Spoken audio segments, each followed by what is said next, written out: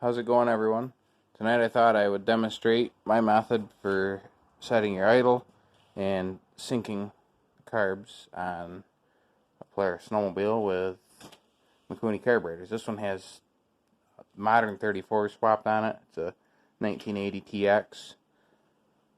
This method will work on any of the Polaris Indies, anything with a Mikuni round slide.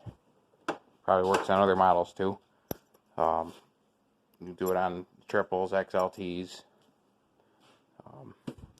So this is a glued together airbox I already split. So, dropping our tools here. So, first thing I do is, here's your idle screws. I back them out so they aren't touching the slides at all. I don't want them interfering. First thing we're going to do is we're going to make sure the cables are pulling even. Now up here's your adjusters. You got a jam nut.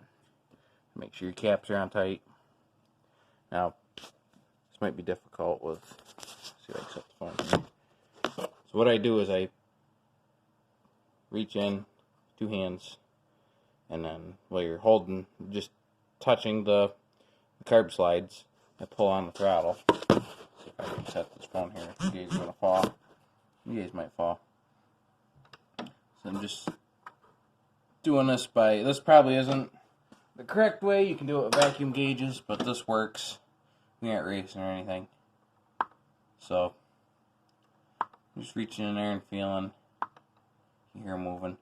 Now the right carburetor is pulling up sooner than the left carburetor. So what I'd want to do there is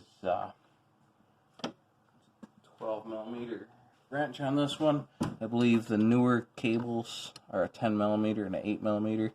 Break the jam nut loose, and we're gonna screw that down in just a little bit. They weren't too far off, but enough to make a difference. And same thing, back in there, and still the right one's moving quite a ways before the left one moves. So we're gonna run that jam nut up a little farther. Again. Alright, so I don't want to go too far with it, because I don't want to get, if you drop them down too far, you end up with slack in your throttle block. Which on this one, this is before, 1980, we didn't need safety stuff back then, not as much. But the newer Indies have a safety switch, and if you get too much slack, your sled's not going to run. It'll cut the spark. So we're going to bring this one up a little bit. Same thing. Undo the jam nut, run it up. Alright, so we're getting closer. A little more on this one.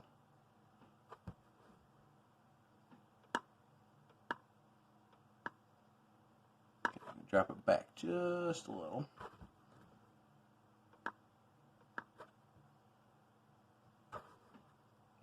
Like I said, this isn't the perfect way to do it. The perfect way would be to have a vacuum gauge and tell what carburetor is pulling what.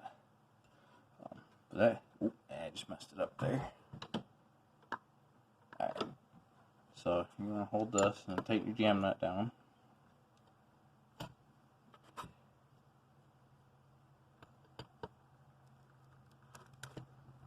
Like that. Tighten that jam nut. Now I'm going to get a wrench on that just to make sure. Pull on them again. Nice and even. So now you want to set your idle.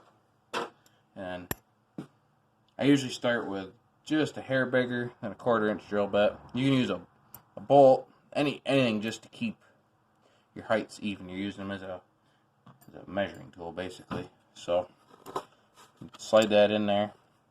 You want to run your idle screw. Run that in. Run that in a ways. Okay, so that just barely holds onto the drill bit.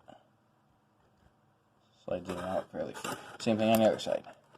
And that's how you're going to get your idle set the same on both sides.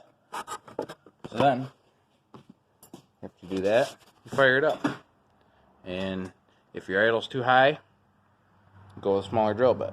Idle's too low, pick a bigger drill bit, or bolt, or whatever you're using for a gauge. But drill bits work because everybody's got drill bits.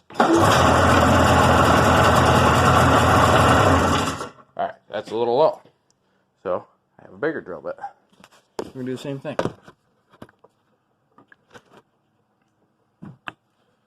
And you can't see both, but you can see one. Get the picture. So that, screw that in just a little bit. Perfect. Just barely slide the drill bit in there. Same thing on this side. Perfect on that. Now we're going to fire the slide up again.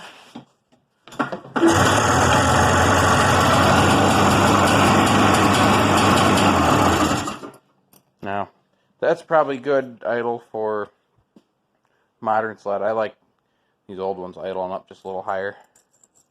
But for now, that's pretty good idle set on it. That's all there is to it. It's pretty simple. Now, triples, you do the same thing with a triple. I just start with the two on the right, get them set even as far as your throttle pull, and then jump over and use the middle one. The middle one and the right one will be even. So then do the same thing with the middle and the left side. And I've had pretty good results with that. Always had pretty good running sleds doing it that way. That's all there is to it. Thanks for watching.